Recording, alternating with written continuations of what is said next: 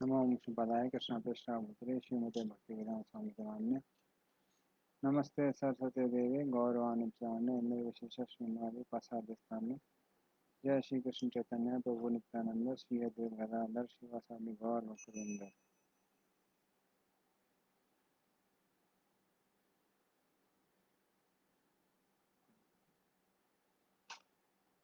हरे कृष्णा कृष्णा कृष्णा हरे हरे हरे राम राम राम हरे हरे। हरे कृष्णा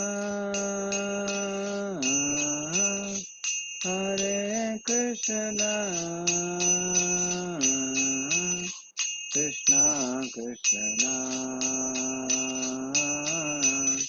हरे हरे हरे राम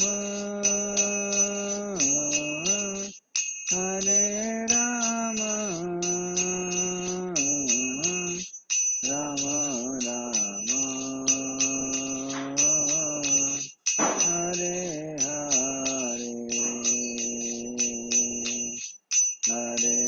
हरे कृष्णा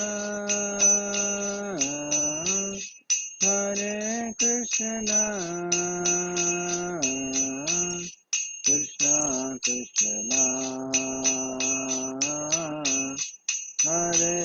राम राम हरे हरे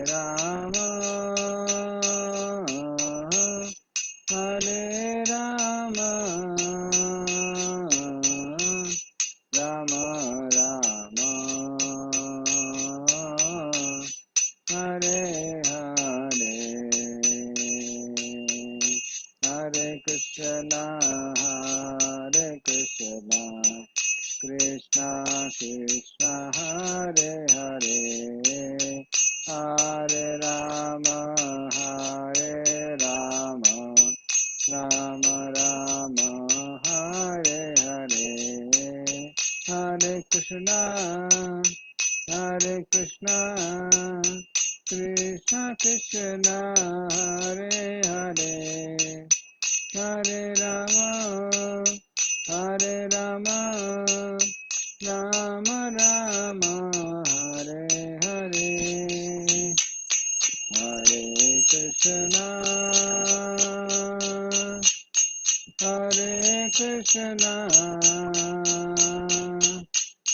कृष्णा कृष्णा हरे हरे हरे राम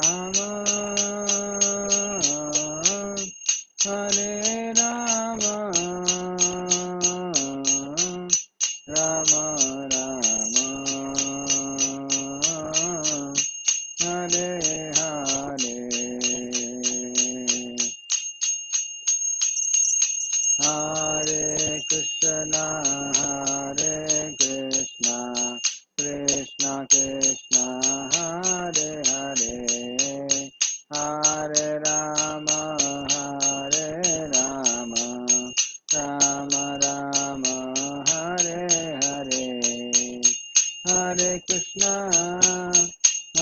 कृष्णा कृष्णा कृष्णा हरे हरे हरे राम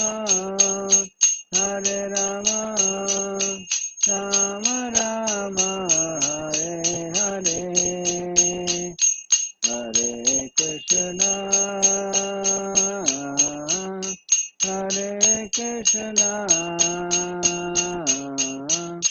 कृष्णा कृष्णा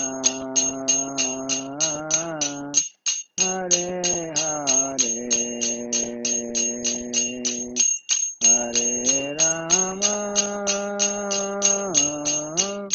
हरे राम राम राम हरे हरे जय राधा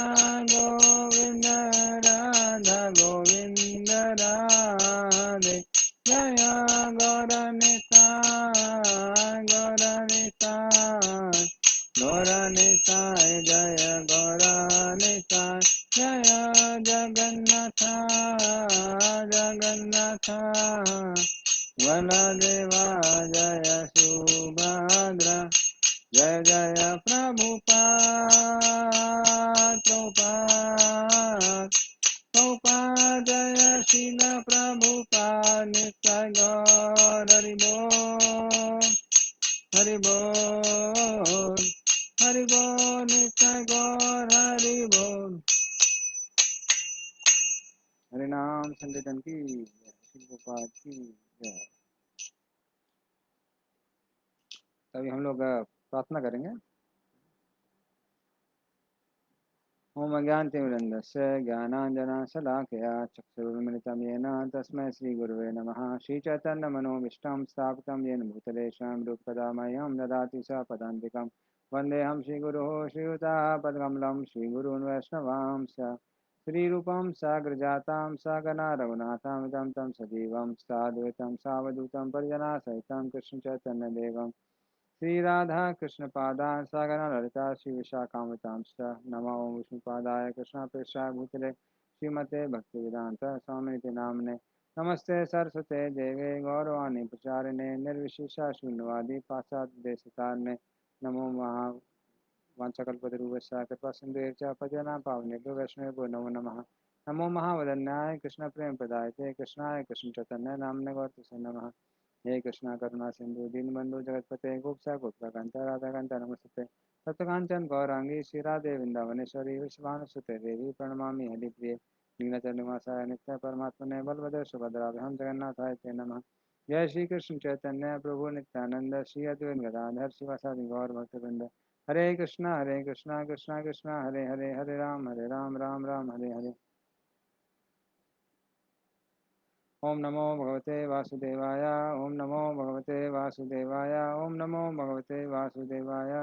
नारायणं नमस्कृत्य नरं चैव नरोत्तमं देवीं सरस्वतीं व्यासां ततो जायामुदीरये नष्टप्रायेषु भद्रेषु नित्यं भागवत सेवया भगवती उत्तमा श्लोके भक्तिर्भवति नष्टकी। कृष्णाय वासुदेवाय देवकी नंदनाय च नंदगोपकुमाराय गोविंदाय नमो नमः। हरे कृष्ण। तो पिछली बार हम लोग कुंती महारानी की शिक्षाएं पढ़ रहे थे, तो हम देख रहे थे कैसे कुंती महारानी जब वो देखती हैं कि कृष्ण रथ पर सवार होके हस्तिनापुर छोड़ के अभी द्वारका जा रहे हैं, तो कुंती महारानी उनको कुछ प्रार्थनाएं करती हैं। तो काफी प्रार्थनाएं हमने सुनी थी, सुंदर सुंदर। उन्हीं प्रार्थनाओं को हम आज आगे बढ़ाते हैं। तो हम लोग प्रथम स्कंद के 8वें अध्याय के 32 नंबर श्लोक से आज हम लोग पढ़ेंगे। तो फिर वो कहती हैं, केचित् आहुर अजम जातम पुण्य श्लोकस्य कीर्तये यदो प्रियस्यान्ववाये मलयस्येव चंदनम। तो कुंती महारानी अभी अलग अलग कारण बताती हैं कृष्ण के इस संसार में अवतरित होने के। तो पहला कारण क्या बताती हैं? पुण्य श्लोकस्य कीर्तये। तो केचित् आहुर अजम जातम पुण्य श्लोकस्य कीर्तये यदो प्रियस्यान्वाय मलयस्य चंदनम। तो युधिष्ठिर महाराज में से जैसे अच्छे अच्छे राजाओं को की प्रशंसा करने के लिए, तो युधिष्ठिर महाराज जैसे धर्म के राजा, यदि वो राजा बनेंगे तो पृथ्वी में कोई परेशानी नहीं रहेगी। तो वो समझाने के लिए आप प्रकट हुए हुए भगवान। तो हम देखते हैं कैसे युधिष्ठिर महाराज जब वो संसार के सम्राट थे, तो दिन में बारिश हुआ करती थी, फिर दिन में अच्छा एनवायरमेंट था और रात को बारिश हुआ करती थी। और जब लोग सुबह उठते थे तो वातावरण बड़ा मधुर हुआ करता था। आजकल उल्टा होता है, रात भर बारिश होती नहीं है, जब लोग ऑफिस के लिए निकलने जाते हैं तो बारिश हो जाती है। उस समय ऐसा नहीं था, और तापमान हमेशा ना ज्यादा गर्म रहता था ना ज्यादा ठंडा, वातावरण एकदम सुंदर। ऐसा लगता था मान लो 12 महीना मात्र बसंत की ही ऋतु हो। अनाज भरपूर थे, कोई पापों में लिप्त नहीं था, पृथ्वी बहुत अनाज उत्पन्न करती थी, गाय बहुत दूध दिया करती थी। तो इस तरह से सब लोग युधिष्ठिर महाराज के राज्य में बहुत खुश थे। तो भगवान इसलिए अवतरित होते हैं ये दिखाने के लिए कि यदि मेरा भक्त राजा बनता है तो कैसा सारा संसार संपन्न रह सकता है और सभी लोग खुश रह सकते हैं। तो यदि राजा धार्मिक है, भगवान का भक्त है, तो देश में कोई परेशानी नहीं रहेगी। और यदि वो क्रूर है, दुष्ट है, तो भले ही कितना एक्सपर्ट क्या ना हो, प्रकृति माता ना ही शुद्ध भोजन देती है, ना ही शुद्ध वातावरण देती है। तो ऐसे धार्मिक राजा युधिष्ठिर महाराज जैसे राजाओं को की प्रशंसा करने के लिए भगवान इस संसार में प्रकट होते हैं। क्योंकि इसलिए कृष्ण ने क्या किया, महाभारत का युद्ध किया, ताकि युधिष्ठिर महाराज जैसे धार्मिक और भक्त राजाओं को गद्दी पर बैठाया जाए। दूसरा कारण क्या बताते हैं उनके प्रकट होने का, यदु जैसे भक्तों की प्रशंसा करने के लिए हे भगवान आप प्रकट होते हैं, कुंती महारानी कहती हैं। और उदाहरण देती हैं मलय पर्वत का। तो मलय पर्वत और पर्वतों जैसा ही है, फिर भी मलय पर्वत की प्रशंसा होती है क्योंकि मलय पर्वत में चंदन के पेड़ पाए जाते हैं। उसी तरह जब कृष्ण यदुकुल में प्रकट होते हैं और उनकी यदुकुल नंदन नाम से प्रशंसा होती है तो यदु महाराज की कीर्ति बढ़ जाती है। तो कुंती महारानी कहती हैं कि यदु जैसे राजा और धर्मज्ञ और भक्त की ख्याति बढ़ाने के लिए हे भगवान आप प्रकट होते हैं। तीसरा कारण वो बताती हैं अगले श्लोक में, वसुदेव और देवकी जो कि प्रार्थना कर रहे थे आपको प्राप्त करने के लिए, खासकर पूर्व जन्म में द्रोणी और धरा के रूप में, नहीं द्रोणी धरा नहीं, द्रोणी धरा के रूप में यशोदा और नंद महाराज आते हैं। तो कृष्णी और सुतपा के रूप में जब देवकी और वसुदेव प्रार्थना करते हैं तो उनकी प्रार्थनाओं के उत्तर में भी भगवान प्रकट होते हैं। तो ये तीसरा कारण है भगवान का प्रकट होने का। चौथा कारण वो बताती हैं, असुरों का वध करने के लिए आप प्रकट होते हैं, क्योंकि बहुत सारे असुर थे जिनको श्राप था कि मात्र कृष्ण ही उनको मार सकते हैं। तो ऐसे असुरों का वध करने के लिए कृष्ण प्रकट होते हैं। पांचवा कारण है कृष्ण का प्रकट होने का, सभी लोगों की शुभ कल्याण के लिए भगवान प्रकट होते हैं। तो सब लोगों के कल्याण के लिए भी भगवान प्रकट होते हैं, ये पांचवा कारण है। क्योंकि सभी लोग यदि भगवान की भक्ति करेंगे, भगवान की लीलाओं को याद रखेंगे, भगवान के दास बनेंगे, तो उनका पूर्ण रूप से कल्याण होगा। इसलिए भी भगवान प्रकट होते हैं, पांचवा कारण है। छठवां कारण, हाँ, ब्रह्मा जी की प्रार्थनाओं का उत्तर देने के लिए। तो जब भूमाता ब्रह्मा जी के पास जाती हैं, ब्रह्मा जी शिरोदक्षा विष्णु के पास जाते हैं और सब मिलके कृष्ण के पास जाते हैं, तो उनकी प्रार्थनाओं को उत्तर देने के लिए भगवान प्रकट होते हैं, छठवां कारण है। और सातवां और मुख्य कारण है भगवान का प्रकट होने का, वो कुंती महारानी 35 नंबर श्लोक में बताते हैं कि मुख्यतः कृष्ण क्यों प्रकट होते हैं। भवे अस्मिन् क्लिश्यमानानाम् अविद्या काम कर्म भी श्रवण स्मरणार्हाणि कर्ष्यन् इति केचन। तो श्रवण स्मरण अर्हणि, तो श्रवण भगवान के बारे में सुनना, स्मरण भगवान के बारे का स्मरण करना, उनके बारे में सोचना, उनकी दी हुई शिक्षाओं का जीवन में उसको उतारना, इन सब चीजों के लिए असलियत में भगवान प्रकट होते हैं। क्योंकि उससे क्या होगा कि जो लोग क्लिश्य माना नाम, अलग अलग क्लेशों से परेशान है संसार में, उनको इन सब से मुक्ति मिलेगी। तो जब भगवान प्रकट होते हैं तो जो लोग क्लेशों से बंधे हुए हैं वो भगवान की लीलाओं को देखते हैं, भगवान ने जो शिक्षाएं दी हैं भगवत गीता में उनको सुनते हैं, उनके बारे में सुनने के बाद क्या करते हैं, स्मरण करते हैं। जब तक हम कृष्ण के बारे में सुनेंगे नहीं, स्मरण नहीं कर पाएंगे, क्योंकि हमको पता ही नहीं है जब कृष्ण कौन है तो हम स्मरण क्या करेंगे। जैसे हमको एक व्यक्ति मिला था, बड़े आईएएस ऑफिसर थे, तो कह रहे थे कि देखिए हम श्रवण कीर्तन नहीं करते, हम सीधे स्मरण करते हैं। तो उनको एक साधारण सी चीज पूछी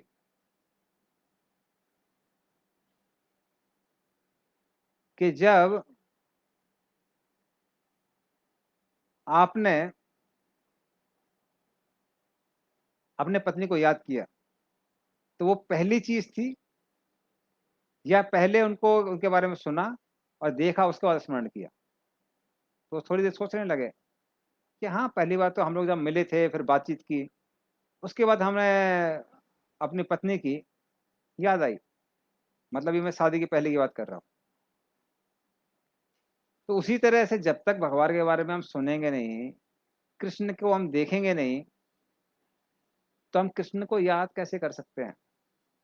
तो इसलिए जब कृष्ण प्रकट होते हैं, अपनी लीलाएं करते हैं, तो भक्त लोग उनको देखते हैं, और कई भक्त देखने के बाद उनको लिखते हैं या फिर उसके बारे में बोलते हैं, और उसके बारे में देख के सुन के हम भगवान को याद कर सकते हैं। जब तक हम भगवान के बारे में श्रवण कीर्तन नहीं करेंगे, सुनेंगे नहीं, बोलेंगे नहीं, तब तक हम भगवान को याद नहीं कर सकते हैं। इसलिए श्रवण कीर्तन का स्मरण आता है, तो उसको बढ़ाने के लिए भी भगवान इस संसार में आते हैं। और मात्र श्रवण कीर्तन करने से हम भगवान के दर्शन कर सकते हैं अपने हृदय में। उसके लिए एक बहुत महत्वपूर्ण उदाहरण है, वो है रुक्मिणी जी का। तो रुक्मिणी जी ने कभी कृष्ण को देखा नहीं था। जब नारद मुनि भीष्म महाराज, जो कि रुक्मिणी के पिता थे, उनके राज्य में आते हैं नारद मुनि, तो कृष्ण की प्रशंसा करते हैं, कृष्ण के गुणों की प्रशंसा करते हैं, कृष्ण की लीलाओं की प्रशंसा करते हैं। हम्म, तो उसको सुनने मात्र से रुक्मिणी के हृदय में कृष्ण के प्रति ऐसा आकर्षण जाग गया कि उनके मन में इच्छा आई कि अगर मेरा कोई पति हो सकता है तो वो एक ही है, वो कौन है, वो कृष्ण है। तो इस तरह से मात्र कृष्ण के बारे में सुनने से उनके मन में कृष्ण के प्रति वो प्रेम और भक्ति जागृत हुई। और कितनी, इतनी ज्यादा कि रुक्मिणी ने कृष्ण को खत में लिखा। वो संसार का पहला लव लेटर है जो रुक्मिणी जी ने लिखा। हाँ? खैर बाकी लव लेटर भी नहीं होते, बाकी लस्ट लेटर होते हैं, तो लव लेटर एक ही है। तो उसमें वो खत में लिखती हैं कि हे कृष्ण, यदि आप सोचते हैं कि मैं आपकी पत्नी बनने के लायक नहीं हूं, तो आप मुझे बता दीजिए, आप चिंता मत करिए, मैं आत्महत्या कर लूंगी, और उसके बाद जितनी भी योनियों में रहूंगी, जितने भी जन्म मुझे लेने पड़ेंगे, उसमें आपकी भक्ति करूंगी, ताकि मैं आपकी पत्नी बनने के लायक हो जाऊं। मतलब इतना आकर्षण हो गया कि मात्र जीवन देने के लिए तैयार नहीं थी। आजकल के जो लड़का लड़की हैं कई बार प्यार के चक्कर में फंस जाते हैं, सो कॉल्ड प्यार,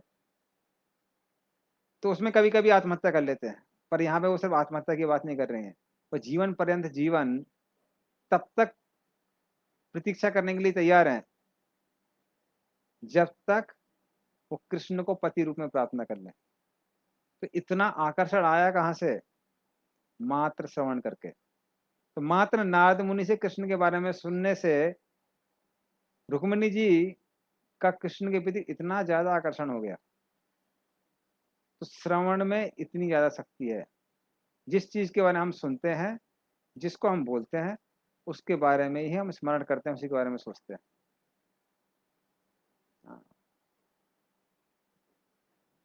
उसी तरह से जो ब्राह्मण की पत्नियां थी उनके बारे में भी प्रसंग आता है ब्रज लीला में, कि जब वृंदावन की गोपियां दूध दही माखन बेचने के लिए जाती थी और जो ब्राह्मण की पत्नियां थी उनसे दूध मक्खन खरीदती थी, फल खरीदती थी, और जब कृष्ण की लीलाओं को सुनती थी उनके हृदय में कृष्ण के प्रति इतना आकर्षण आ गया कि कृष्ण को प्राप्त करने के लिए वो अपने घर पति सबको छोड़ने के लिए तैयार थे। तो कृष्ण के बारे में सुनने से हम कृष्ण को याद कर सकते हैं, तो कृष्ण के बारे में सुनना इतना ज्यादा शक्तिशाली है। और यही वो अगले श्लोक में बताते हैं, ये भी बहुत फेमस श्लोक है 36 नंबर। शृण्वन्ति गायन्ति गणन्ति अभीक्ष्ण सा स्मरन्ति नन्दन्ति तवेहितं जना ता एव पश्यन्ति अचिरेण तावकम् भव प्रवाहो परमं पदाम्बुजम्। तो बताती हैं श्रवणंती सुनने से, गायंती कृष्ण के बारे में गाने से, गणंती अभिज्ञसा स्मरंती उनको स्मरण करने से, नंदंती तब एतम जना। तो इन सब से क्या होता है, ता एव पश्यंती अचरेण तावकाम। अचरेण मतलब बहुत जल्दी। अगर कोई भगवान के बारे में सुनता है, बोलता है, भगवान का नाम लेता है, भगवान की कथा सुनता है, बहुत जल्दी ही उसको ता एव पश्यंती कृष्ण के चरणों का दर्शन उसको प्राप्त होता है, बहुत जल्दी, ज्यादा समय नहीं लगता। और यदि कृष्ण के चरणों का एक बार दर्शन हो जाता है तो भव प्रवाहो परमाम पदाम्बुजम, बहुत जल्दी उसको जन्म मरण के चक्कर से मुक्ति मिल जाती है और वो कृष्ण के धाम वापस जाता है। तो कृष्ण के बारे में सुनने में, गाने में और याद करने में इतनी ज्यादा शक्ति है। तो ये कुंती महारानी बताती है। और फिर वो कृष्ण से प्रार्थना करने लगती हैं कि कृष्ण आप हमको छोड़ के मत जाइए, यहीं पर रहिए, क्योंकि वो हस्तिनापुर छोड़ के जा रहे हैं द्वारका की ओर। तो वो प्रार्थना करने लगती है। हाँ। तो वो मन में बोलती हैं कि कृष्ण आप हमको छोड़ के जाने वाले हैं क्या आज, कुंती महारानी कहती है। तो कृष्ण बोलते हैं हाँ हाँ द्वारका में कुछ काम है, जाना पड़ेगा। तो वो कुंती महारानी कहती है स्वाकृते हेता। हाँ, आप मन में सोचते हैं और काम पूरा हो जाता है, तो कुछ काम पूरा करने के लिए आपको क्यों द्वारका में जाना है। आप सिर्फ इच्छा कीजिए, आपकी जो इच्छा शक्ति है, इच्छा शक्ति पूरा कार्य कर देगी। तो आपको उसके लिए द्वारका जाने की आवश्यकता नहीं, आप यहीं पर रहिए।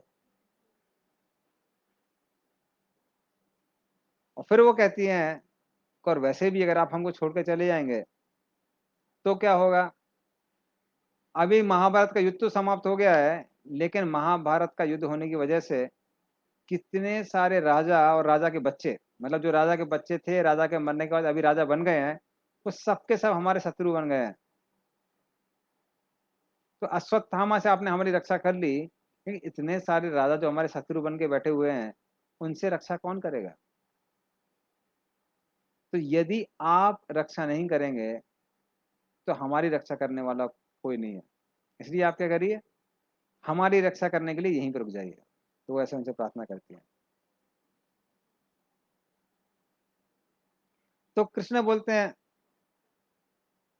आप चिंता क्यों कर रही हैं, आपके तो बड़े बड़े शक्तिशाली पुत्र हैं, भीम और अर्जुन जैसे। धर्मज्ञ युधिष्ठिर आपका पुत्र है, और हम यादव और बाकी जो लोग हैं वो सबके सब आपके मित्र हैं। तो आपके शत्रु शक्तिशाली हैं, किंतु आपके मित्र भी तो इतने शक्तिशाली हैं। तो जब इतने शक्तिशाली मित्र हैं, इतने शक्तिशाली पुत्र हैं, तो आपको चिंता करने की कोई आवश्यकता नहीं है, मुझे यहाँ रहने की आवश्यकता नहीं है। तो कुंती महारानी कहती हैं कि हे भगवान, भले ही वो पांडव हों मेरे पुत्र, या फिर मेरे हितैषी यादव हैं, जब तक आप उनके साथ नहीं हैं, वो लोग एक मृत शरीर की तरह हैं। तो आप आत्मा हैं और वो शरीर की तरह हैं। शरीर तब तक काम करता है जब तक उसमें आत्मा है। जब आत्मा चली जाती है, शरीर काम करना बंद कर देता है। उसी तरह से हे भगवान, अगर आप यहां से चले जाएंगे तो वो लोग भी किसी काम के नहीं है, उनमें कोई शक्ति नहीं बचेगी। और जो वो बोलती हैं वो सत्य है, क्योंकि जब कृष्ण इस धाम को छोड़ के जा रहे थे तो अपनी सारी रानियों को इकट्ठा करके वो अर्जुन को हैंड ओवर करते हैं और कहते हैं कि आप इनकी रक्षा, इनको हस्तिनापुर ले जाइए और इनकी रक्षा कीजिए, क्योंकि हम तो भगवत धाम जा रहे हैं। तो अर्जुन जब सारी रानियों को लेके हस्तिनापुर की ओर जाता है, तो जब वो मथुरा मंडल और ब्रजमंडल से निकलता है तो कुछ ग्वाले आके अर्जुन को हरा देते हैं। और फिर अर्जुन विलाप करता हुआ कहाँ जाता है? हस्तिनापुर जाता है और कहता है कि जब तक कृष्ण थे मैंने बड़े बड़े धुरंधरों को हराया था, किंतु अब जब कृष्ण छोड़ के चले गए हैं, साधारण से ग्वाल वालों ने मुझे हरा दिया। तो बताता है कि इतनी सारी शक्ति मुझे कैसे प्राप्त हुई? कृष्ण के कारण। कृष्ण की जब तक सेवा थी मेरे पास शक्ति थी। आज जब कृष्ण चले गए हैं, उनकी सेवा की आवश्यकता नहीं है, तो मेरी शक्तियां भी सारी समाप्त हो गई हैं। तो उसी तरह से जब तक कृष्ण की कृपा है, कोई व्यक्ति शक्तिशाली है, रहता है संसार में, जैसे ही वो अभिमान करता है और उससे पुण्य क्षीण हो जाते हैं, तो सारी शक्तियां समाप्त हो जाती हैं। इसलिए संसार में किसी को भी अभिमान नहीं करना चाहिए। कब तक शक्तियां रहेंगी हमको पता नहीं है। जैसे ही कृष्ण अपनी शक्ति वापस लेते हैं हमारे अंदर से, हम लोग शक्ति विहीन हो जाते हैं, किसी काम के नहीं बचते। तो वैसे हमारे आचार्यगण बताते हैं कि दो कारण थे कि जो कृष्ण की रानियां थी उनको अर्जुन से छीन के ये ग्वाल वाले लेके गए।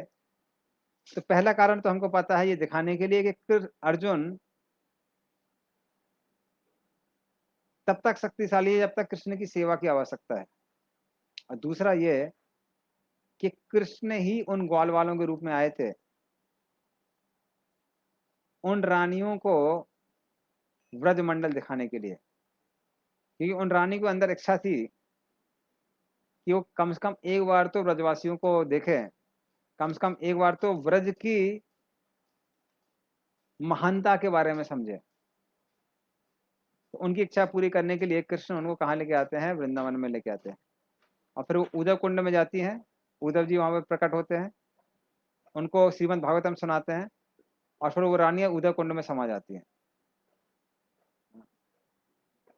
क्योंकि जब वो कृष्ण द्वारका में थे तो कृष्ण द्वारका में रहते हुए भी ब्रजवासियों को याद करते थे। तो रानियों के मन में आया, ब्रज में ऐसा क्या है कि कृष्ण रहते हमारे साथ हैं, याद करते हैं ब्रजवासियों को, चिल्लाते रहते हैं नंद महाराज कहाँ हैं, यशोदा मैया कहाँ हैं, सीता माँ, सुबल, राधा रानी कहाँ हैं। तो उनको याद करते रहते हैं। तो वो इच्छा भी भगवान ने पूरी की। तो शिक्षा यहाँ लेने की ये है कि जब तक कृष्ण हमारे साथ हैं तब तक शक्ति है, जहां कृष्ण गए शक्ति नहीं रह जाती है। इसलिए प्रभुपाद जी भगवत गीता में एक श्लोक लिखते हैं, श्लोक की लाइन लिखते हैं, वो है जयस्तु पांडुपुत्राणाम येषाम पक्षे जनार्दन। क्योंकि पांडवों के पक्ष में जनार्दन है, कृष्ण है, उनकी विजय निश्चित है। तो जहां कृष्ण वहां शक्ति, वहां भाग्य। तो ये वो बोलती हैं कुंती महारानी। और फिर वो कहती हैं कि हे भगवान, जब आप यहाँ पर हैं तो हमारे राज्य में हर जगह आपके चरणों के चिन्ह हैं, जो कि बहुत सुंदर दिखाई देते हैं। क्योंकि कृष्ण के चरणों के चिन्ह इतने ज्यादा सुंदर हैं कि इसको एक बार जो कोई देख लेता है उनको वो चरण चिन्ह हटाने का मन नहीं करता है। कृष्ण के चरणों के चिन्ह ही इतने सुंदर हैं। हम लोग के चरणों के जब चिन्ह बनते हैं तो लोग उसको साफ कर देते हैं क्योंकि गंदे दिखाई देते हैं। तो घर में आपके चरणों के चिन्ह बने हुए हैं तो आपकी पत्नी साफ कर देगी या पत्नी का पति साफ कर देगा। स्कूल में जो क्लीनर है वो साफ कर देगा। लेकिन कृष्ण के चरणों के चिन्ह इतने ज्यादा सुंदर दिखाई देते हैं कि कोई भी गोप, कोई भी गाय, कोई भी बछड़ा उन पर पैर नहीं रखता। इस तरह से कृष्ण के चरणों के चिन्ह बहुत सुंदर दिखाई देते हैं। तो कुंती महारानी कहती हैं आप चले जाएंगे तो आपके चरणों के चिन्ह यहाँ बचेंगे नहीं, तो ये जो नगरी है हस्तिनापुर की, ये सुंदर नहीं बचेगी। तो इसलिए भगवान यहीं पे रहिए। और जब तक आप यहाँ पर हैं तब तक क्या होगा, तब तक आपकी दृष्टिपात के कारण इस पूरे राज्य में धरती माता जल, पेड़ों से अलग अलग पुष्प, फल, अनाज, पहाड़ों से अलग अलग धातुएं देती रहेंगी। लेकिन जब आपकी दृष्टिपात नहीं होगा तो ये सब खत्म हो जाएगा। इसलिए हे भगवान आप यहाँ से छोड़ के मत जाइए। और फिर उनके मन में आता है किंतु आपका लंबे समय यहाँ रहना भी उचित नहीं है, क्योंकि आप लंबे समय तक यहाँ पर रहेंगे तो जो हमारे रिश्तेदार हैं यादव, जो कि हमारे घर के लोग हैं, क्योंकि कुंती महारानी कृष्ण की बुआ है, तो उनको अपने मायके वालों की भी चिंता हो रही थी। तो वो कह रही थी कि जब तक अगर आप यहाँ पर लंबे समय तक रहते हैं तो हमारे जो मायके वाले हैं, यदुकुल के लोग हैं, वो दुखी होंगे। और यदि आप चले जाते हैं तो पांडव लोग बहुत दुखी होंगे। तो क्या करें, किसी ना किसी को तो दुख उठाना पड़ेगा। इसलिए वो क्या कहती हैं कि हे भगवान मेरे ये जो भौतिक बंधन है उनको काट दीजिए। तो प्रार्थना करती हैं अत विश्वेश विश्वात्मन विश्वमूर्ते स्वकेशु में इसने पासम इदम छिंदी दृढ़ पांडेसु विष्णुषु। तो हे विश्व को का नियंत्रण करने वाले विश्वेश, हे पूरे विश्व की आत्मा, हे विराट रूप विश्व मूर्ति, स्नेह पासम इदम चिंती दृढ़ पांडेसु विष्णुषु। तो पांडवों के प्रति भी मेरा क्या है, मेरा एक स्नेह है। और जो मेरे मायके वाले हैं विष्णुवंशी, वसुदेव देवकी और जो यादव लोग हैं, उनकी प्रति भी मेरा बहुत स्नेह है। इनकी प्रति जो भौतिक स्नेह है उसको काट दीजिए हे भगवान। मेरा जो स्नेह है मात्र आपके ऊपर ही रहे। तो कृष्ण बोलते हैं अरे पांडव भी भक्त हैं और यादव लोग भी भक्त हैं, तो दोनों के प्रति यदि आपका स्नेह समाप्त हो जाएगा हे बुआ कुंती महारानी, तो मेरे भक्तों के प्रति स्नेह खत्म हो जाएगा। और यदि मेरे भक्तों के प्रति आपका स्नेह खत्म हो जाएगा तो आपकी भक्ति कैसे होगी। तो कुंती महारानी कहती है हाँ वो मेरे रिश्तेदार हैं, भक्त हैं, ठीक है, किंतु मैं उनको भौतिक दृष्टि से देखती हूँ। और क्योंकि मैं उनको भौतिक दृष्टि से देखती हूँ, मेरी इच्छा है कि मेरा आकर्षण मात्र आपके प्रति हो। तो इसलिए वो क्या बोलती हैं, अगला श्लोक बोलती है त्वयि में अनन्य विषया मतिर मधुपते अस्कृत रतिम उद्वहतात अद्धा गंगे वोघम उदनवती। तो वो कहती हैं त्वयि में अनन्य विषया, हे भगवान मैं किसी और विषय के बारे में सोचना नहीं चाहती हूँ, मात्र आपके बारे में ही सोचना चाहती हूँ। मतिर मधुपते अस्कृत, तो हे भगवान हे मधुपति, मेरी मति आप में ही लगी रहे, कहीं और ना जाए।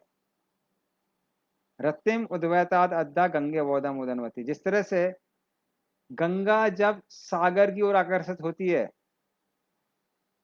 तो रास्ते में कोई भी अड़चने आए, या तो गंगा का जो पानी है अगर सामने चट्टान आती है तो या तो चट्टान के नीचे से निकलती है, और नीचे अगर कोई जगह नहीं है तो ऊपर से निकलती है, ऊपर से नहीं जगह होती है तो साइड में से निकलती है गंगा।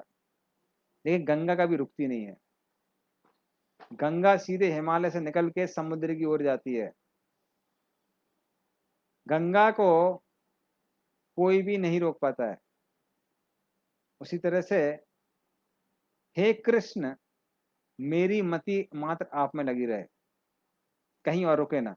तो ये मेरी इच्छा है, मेरी इच्छा को पूरा करिए और मेरी मति को अपने में ही लगने दीजिए। इस तरह से वो प्रार्थना करती है। और फिर वो क्या करती हैं, कृष्ण को प्रणाम करती हैं कि मेरे जीवन का एक ही लक्ष्य है कि मेरी मति मात्र आप में लगी रहे। और कृष्ण क्या करते हैं, कृष्ण कोई उत्तर नहीं देते हैं। कृष्ण सारी प्रार्थना सुन के मात्र मुस्कुराते हैं। लेकिन कृष्ण की मुस्कान में बहुत अर्थ है। तो मुस्कुरा वो क्यों रहे हैं, यह बताने के लिए कि आपकी प्रार्थनाओं को हम मान लेते हैं। तो आपने बोला रुक जाइए, हम रुक जाएंगे, आप चिंता मत करिए। और दूसरा क्या है, कृष्ण जब मुस्कुराते हैं तो लोगों की बड़ी बड़ी जो समस्याएं सब खत्म हो जाती हैं। तीसरे स्कंद में इसके बारे में आता है। तो कपिल देव कहते हैं, हासामरे रवतना किल लोक तीव्रा शोकश्रु सागर विशोषण मत्तोदारम सम्मोहनाय रचितं निजमाययस्य भ्रूमण्डलं मुनिकृते मकरध्वजस्य हासम हरेर अवतना अखिल लोक तीव्र शोक अश्रु सागर विशोषण मत्तोदारम। तो कहते हैं कि जीव इस संसार में आके अलग अलग जन्मों में इतने आंसू बहाता है कि पूरा सागर भर जाएगा। तो हमने इस भौतिक जगत में आके इतने आंसू बहाए हैं कि सारे आंसुओं को अगर एक जगह इकट्ठा कर दिया जाए तो पूरा का पूरा सागर तैयार हो जाएगा। किंतु यदि हमको कृष्ण का मुस्कुराता हुआ चेहरा एक बार दिख जाता है, एक बार कृष्ण के दर्शन हो जाते हैं, तो विशोषणम सारा का सागर एक बार में सूख जाएगा। मतलब हमको लगेगा कि ठीक है, इतना दुख मिला, कोई बात नहीं है। इतना दुख मिलने के बाद कृष्ण के दर्शन हुए ना। तो कृष्ण के मुस्कुराते हुए चेहरे में उतनी शक्ति है कि शोक अश्रु का जो सागर है सबको तुरंत सुखा सकता है। ये कृष्ण के मुस्कुरान में शक्ति है। और उसी समय युधिष्ठिर महाराज आते हैं और एक साधारण व्यक्ति की तरह विलाप करने लगते हैं। हाँ। और देखते हैं, कृष्ण देखते हैं कि कोई भी युधिष्ठिर महाराज को सांत्वना नहीं दे पा रहा था। और कृष्ण आते, वो युधिष्ठिर महाराज आते हैं, कृष्ण के सामने रोने लगते हैं। कह रहे मेरा हृदय तमोगुण से भरा हुआ है। हाँ, ये जो शरीर है जो भी समाप्त होने वाला है, जो मरने के योग्य है, मारने के योग्य है, इसने, इस शरीर की वजह से क्या हुआ है, इस शरीर की वजह से कितने सारे निर्दोष लोग मारे गए। अब तो मुझे नरक में भी जगह नहीं मिलेगी। मेरी वजह से महाभारत युद्ध हुआ और इतने सारे लोग मारे गए। हाँ, तो ठीक है, हमारा मारना उचित था अनुचित था जो भी हो, लेकिन इतने लोगों को तो नहीं मरना चाहिए। हाँ, तो सही, ये बात सत्य है कि यदि कोई धर्म के अनुसार वध करता है तो वो बनता नहीं है, पर ये मेरे जैसे व्यक्ति के लिए लागू नहीं होता है। तो वो नम्रता के कारण बोलते हैं। तो भक्त को हमेशा क्या लगता है, भक्त को लगता है कि हम भक्त नहीं है। और जो लोग भक्त नहीं होते वो थोड़ी सी भक्ति करते हैं, उनको लगता है भैया हम बहुत बड़े भक्त हैं। हाँ, कभी कभी हम वृंदावन चले जाते हैं, कभी कभी परिक्रमा लगा लेते हैं गोवर्धन की, बड़े भक्त हो गए। किंतु जो लगातार भगवान की भक्ति करते रहते हैं, वो नम्रता के कारण उनको लगता है कि हम भक्त नहीं है। तो युधिष्ठिर महाराज को भी क्या लग रहा था कि शास्त्रों में भले लिखा हुआ है कि सही कारणों से किसी को मारने पर पाप नहीं लगता है, किंतु क्योंकि मैं कोई बड़ा आदमी नहीं हूँ, कोई बहुत बड़ा भक्त नहीं हूँ, तो मेरे कारण इतने लोगों को मरने की जरूरत नहीं थी। ना ही मारने की जरूरत थी, ना ही मरने की जरूरत थी। तो उनको लगता है ये मेरे लिए लागू नहीं होता है। हाँ, तो इतने सारे लोग मर गए हैं, तो इतनी सारी विधवाएं हो गई हैं, ये सब मेरे कारण हुआ है। हाँ, तो भले ही मैं अश्वमेध यज्ञ कर लूं, कुछ कर लूं, ये मेरा पाप है, ये पाप खत्म होने वाला नहीं है। हाँ, तो पहले ही मेरी वजह से इतने लोग मरे हैं। अगर मैं अश्वमेध यज्ञ करता हूँ, एक और घोड़ा मर जाएगा, तो उससे मेरा पाप कैसे साफ होगा? तो इस तरह से वो जोर जोर से विलाप करने लगते हैं, और हर कोई उनको सांत्वना देने का प्रयास करता है, किंतु उनको हृदय में सांत्वना नहीं मिलती है। तो कृष्ण बोलते हैं कि नहीं नहीं भाई, इस समय जाना नहीं चाहिए। इस समय यहाँ पे पांडवों को हमारी आवश्यकता है, और क्योंकि पांडवों को हमारी आवश्यकता है, यहाँ पर रुकना ही उचित होगा। तो ये सोचकर कृष्ण वहीं रुक जाते हैं कि जब तक युधिष्ठिर महाराज को सांत्वना नहीं मिलेगी, तब तक हम यहाँ से जाएंगे नहीं। और दूसरा मुख्य कारण था उनका वहां रुकने का, वो ये था, कभी तक भीष्म देव रणभूमि में से अपने बाणों की सैया में वहीं लेटे हुए थे, अभी तक उनका उद्धार नहीं हुआ था। और अभी बहुत सारे लोग उनको गलत समझते थे। तो भगवान को हृदय में लगा कि भीष्मदेव इतने महान मेरे भक्त हैं, मुझे प्रसन्न करने के लिए वो कौरवों के साथ इस साइड से उन्होंने युद्ध किया। दो कारणों से। पहला कारण, ताकि लोगों को पता चले कि व्यक्ति भीष्मदेव से जैसा शक्तिशाली क्यों ना हो, यदि वो अधर्म का साथ देता है तो भी वो नष्ट हो जाता है। तो ये पहला कारण है। दूसरा कारण कि भीष्मदेव कृष्ण को के साथ युद्ध करना चाह रहे थे।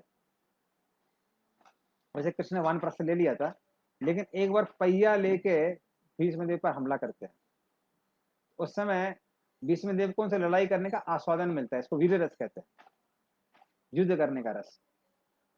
तो उस रस को और उस इच्छा को पूरा करने के लिए भी भगवान क्या आदेश देते हैं भीष्मदेव को कि आप कौरवों के साइड से युद्ध कीजिए। और भीष्मदेव ने भगवान की वो इच्छा पूरी की। और अभी तक सब लोग उनको गलत समझ रहे थे। सब लोग सोच रहे थे कि कैसे हैं भीष्मदेव, कि द्रौपदी की रक्षा नहीं की, चीरहरण हो रहा था, कौरवों के साइड से युद्ध किया। तो लोगों की गलतफहमी दूर करने के लिए और लोगों को दिखाने के लिए कि भीष्मदेव कितने बड़े भक्त हैं उच्च कोटि के,